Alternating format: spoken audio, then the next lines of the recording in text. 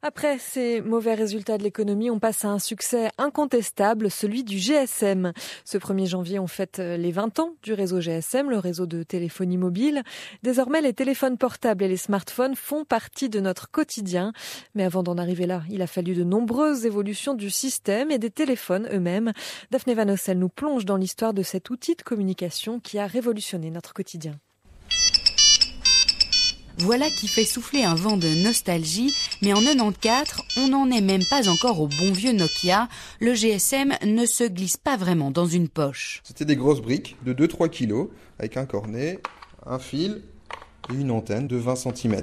Thomas Walmack, spécialiste en télécom, nous rappelle qu'avant 1994, il y avait déjà un embryon de réseau, mais il était, disons, moins pratique. Il n'y avait pas de préfixe. Et donc, pour appeler un correspondant, il fallait connaître la zone dans laquelle il se trouvait. Donc, par exemple, si un Liégeois appelait quelqu'un qui supposait être à Bruxelles, il devait former le 02 avant. Si par contre cette personne était à Tournai, il devait faire le 069. Avec le réseau GSM apparaît le préfixe 075.